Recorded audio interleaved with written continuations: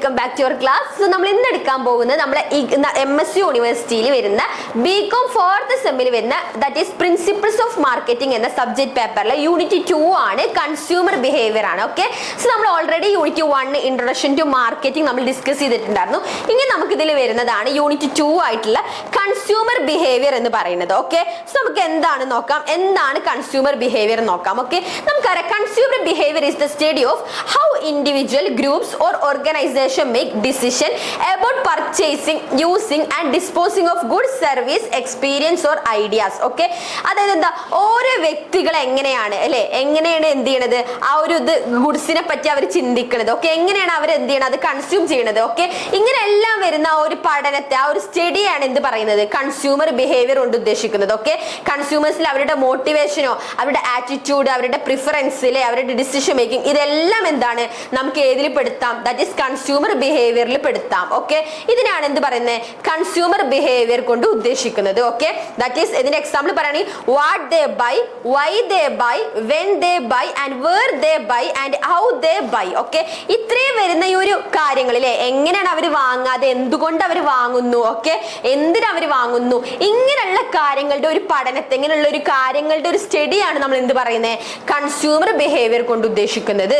Okay, ഇത് നമുക്കറിയേണ്ട എന്തൊക്കെയാണ് importance of studying consumer behaviour. Okay, consumer ബിഹേവിയറിന്റെ കുറച്ച് ഇമ്പോർട്ടൻസ് ഉള്ള കാര്യങ്ങളാണ് പറയുന്നത്. ഒന്ന് എന്തിനാണ്, knowledge of customer behaviour help to determine the marketing mix. Okay, എന്താ പറയുന്നത്, എന്ത് ചെയ്യും, അതായത് അവർക്ക്, അതായത് എന്താ, കൺസ്യൂമർ ബിഹേവിയറിലൂടെ എന്ത് ചെയ്യുക, അവർക്ക് അതിനെ കുറിച്ചൊരു ഐഡിയ കിട്ടും എന്നാണ് പറയുന്നത് അല്ലേ. അതായത് എന്താ, കറക്റ്റ് ആയിട്ടുള്ള ഒരു ഐഡിയ അവർക്ക് കിട്ടും.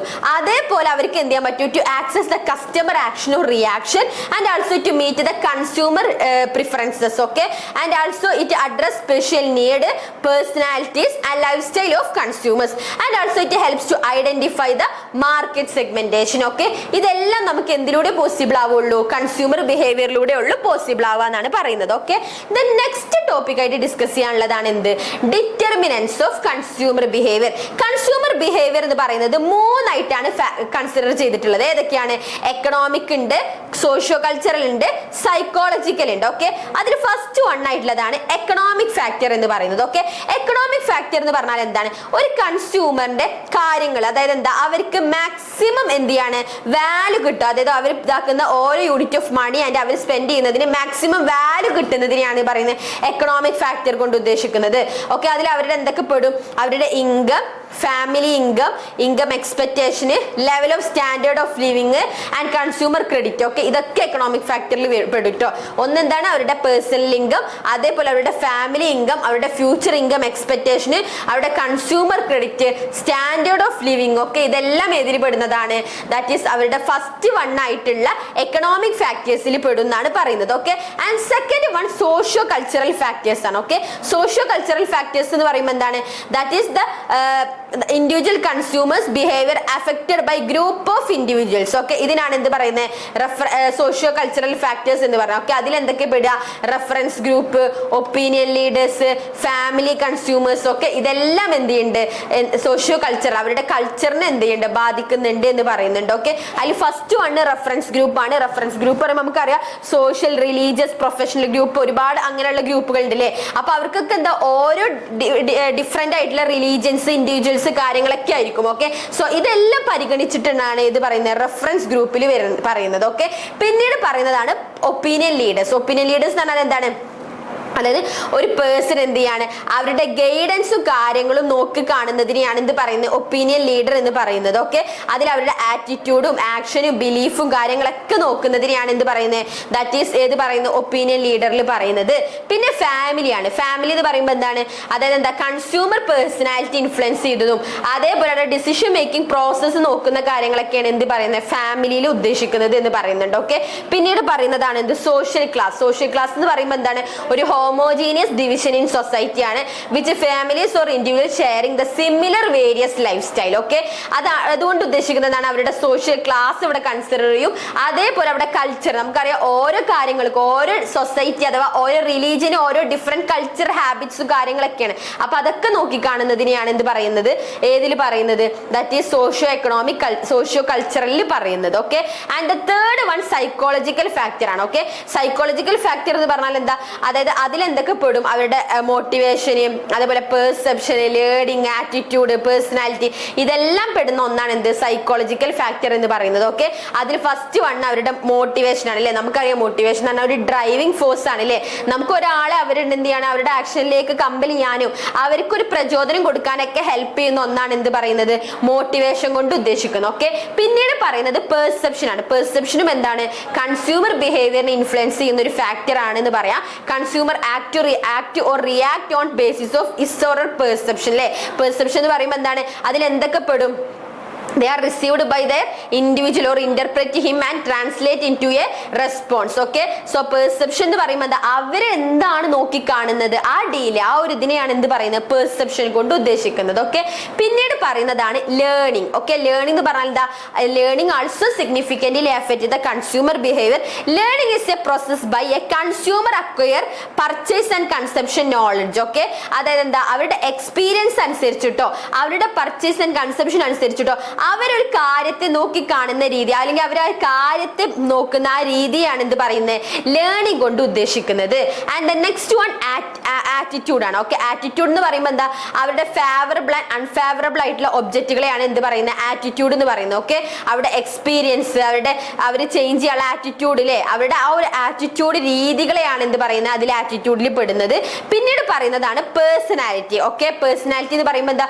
ഒരു ഇൻഡിവിജ്വലിന്റെ ഇന്നർ സൈക്കോളജിക്കൽ ക്യാരക്ടറിസ്റ്റിക്സ് ആണ് എന്ത് പറഞ്ഞ പേഴ്സണാലിറ്റി എന്ന് പറയുന്നത്. ഓക്കെ, അവരുടെ ട്രയൽസിലെ അതെന്തൊക്കെ? ഡിപ്പെൻഡൻസ്, അതേപോലെ ഇമ്പൾസീവ്നെസ്, റെസ്പോൺസിബിലിറ്റി, ക്രിയേറ്റീവ്, അഗ്രസീവ്നെസ്, സൊസൈറ്റബിലിറ്റി, ഇതെല്ലാം ഏതിൽ പെടുന്നുണ്ട്? പേഴ്സണാലിറ്റിയിൽ പെടുന്നുണ്ട് എന്ന് പറയുന്നുണ്ട്. ഓക്കെ, സോ ഇത്ര കാര്യങ്ങളാണ് ഏതിൽ വരുന്നത്?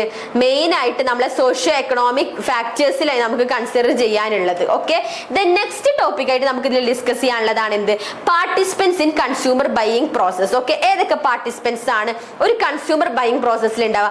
ഫസ്റ്റ് വൺ ഇനീഷ്യേറ്റർ ആണ് അല്ലെ. ഇനീഷ്യേറ്റർ എന്ന് പറഞ്ഞാൽ എന്താണ്?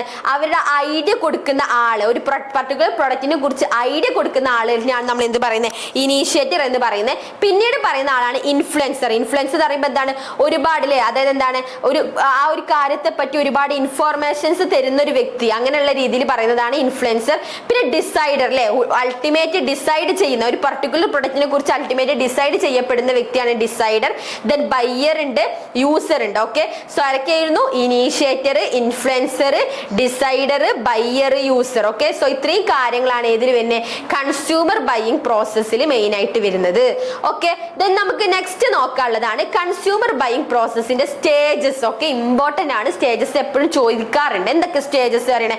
ഫസ്റ്റ് വൺ പ്രോബ്ലം റെക്കഗ്നിഷൻ ആണ്. Okay, and second one information search, third one evaluation of alternative, then purchase decision and action, then post purchase evaluation. Okay, ഇങ്ങനെ 5 സ്റ്റെപ്പുകളിലൂടെയാണ് എന്ത് ചെയ്യുന്നത്?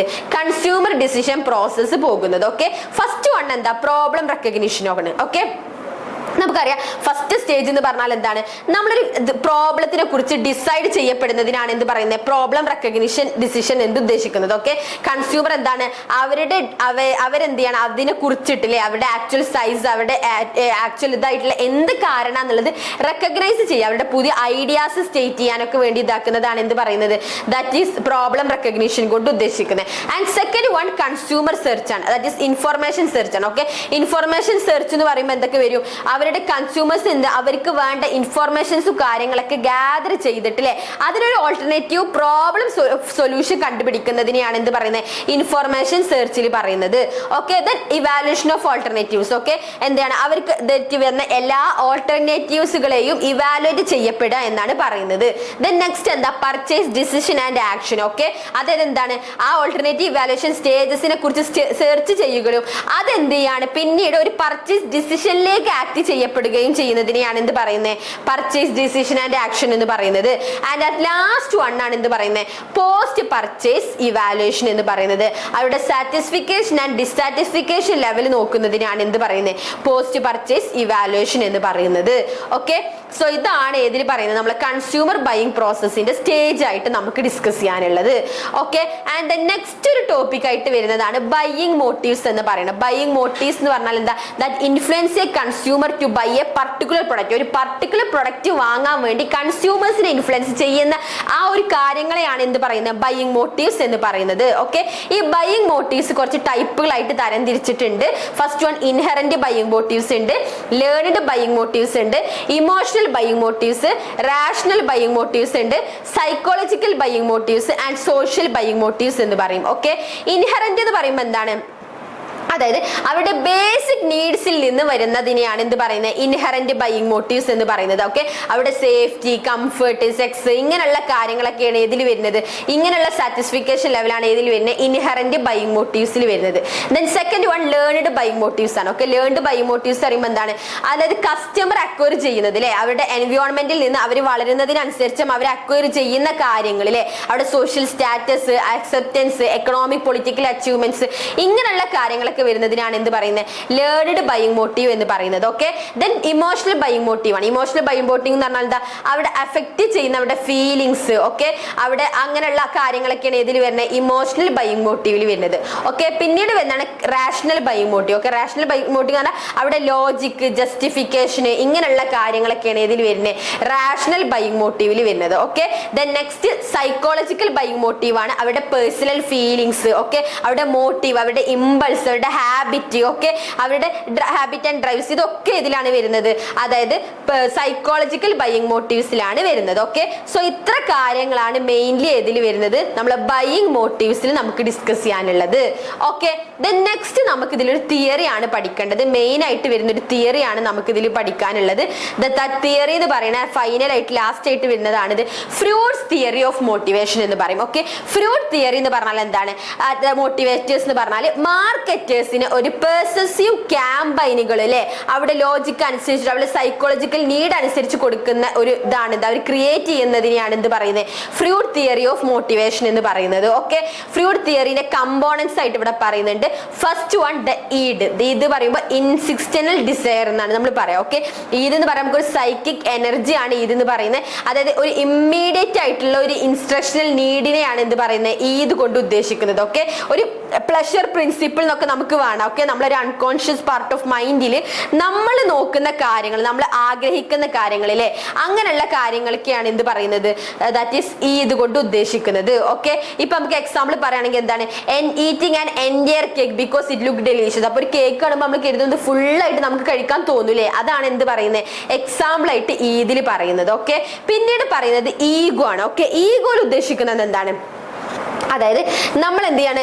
നമുക്കറിയാം, അതായത് ഫുൾ ആയിട്ടൊരു കേക്ക് എന്തായാലും നമുക്ക് പോകില്ല. അപ്പൊ നമ്മൾ എന്ത് ചെയ്യുക? ഒരു ചെറിയ സ്ലൈസ് ഓഫ് കേക്കിലോട്ട് നമ്മൾ ഓക്കെ ആണല്ലേ, നമ്മൾ അങ്ങനെ വിചാരിക്കുന്ന അങ്ങനെയുള്ള ഒരു കോൺഷ്യസ് പാർട്ട്, നമ്മളെ വുമൺ പേഴ്സണാലിറ്റിയിലെ അങ്ങനെയുള്ള ഒരു കോൺഷ്യസ് പാർട്ടിനെയാണ് എന്ത് പറയുന്നത്? ദാറ്റ് ഈസ് ദ ഈഗോ കൊണ്ട് ഉദ്ദേശിക്കുന്നത്. Okay, and next one super ego ആണ് അല്ലെ, മോറൽ ആൻഡ് സോഷ്യൽ സ്റ്റാൻഡേർഡ് എന്ന് പറയും. സൂപ്പർ ഈഗോ എന്ന് പറഞ്ഞാൽ എന്താണ്? നമ്മളൊരു മോറൽ ഗൈഡ് ആയിട്ട് ആക്ട് ചെയ്യപ്പെടുന്നതിനെയാണ് എന്ത് പറയുന്നത്? ദാറ്റ് ഈസ് സൂപ്പർ ഈഗോ കൊണ്ട് ഉദ്ദേശിക്കുന്നത്. ഓക്കെ, നമ്മൾ എന്താ? നമ്മളെ സോഷ്യൽ ആൻഡ് പേഴ്സണൽ നോംസ് നോക്കിയിട്ടും നമ്മൾ എത്തിക്കൽ വാല്യൂ നോക്കിയിട്ടൊക്കെ നമ്മൾ ബിഹേവ് ചെയ്യപ്പെടുന്നതിനെയാണ് എന്ത് പറയുന്നത്? ദാറ്റ് ഈസ് സൂപ്പർ ഈഗോ കൊണ്ട് ഉദ്ദേശിക്കുന്നത്. ഓക്കെ, ഇപ്പൊ നമ്മളൊരു ഡയറ്റ് ആണെന്നുണ്ടെങ്കിൽ നമ്മളൊരു കേക്ക് കഴിച്ചതിന് ശേഷം നമുക്കൊരു ഫീലിംഗ് ഗിൽറ്റിലെ നമുക്കൊരു കുറ്റബോധം തോന്നുകയാണെന്നുണ്ടെങ്കിൽ അതിനെയാണ് നമ്മൾ എന്ത് പറയുന്നത്? സൂപ്പർ ഈഗോ കൊണ്ട് ഉദ്ദേശിക്കുന്നത്. ഓക്കെ, സോ ഇത്ര കാര്യങ്ങളാണ് മെയിൻ ആയിട്ട് നമുക്ക് ഈ ഒരു ഫ്രൂട്ട് തിയറി ഓഫ് മോട്ടിവേഷനിൽ ഡിസ്കസ് ചെയ്യാനുള്ളത്. സോ ഇത്ര കാര്യങ്ങളാണ് നമുക്ക് കൺസ്യൂമർ ബിഹേവിയർ എന്ന് പറയുന്ന യൂണിറ്റ് 2 നമുക്ക് ഡിസ്കസ് ചെയ്യാനുള്ളത്. ഓക്കെ, സോ എല്ലാവർക്കും മനസ്സിലായി എന്ന് വിചാരിക്കുന്നു. Okay, then thank you.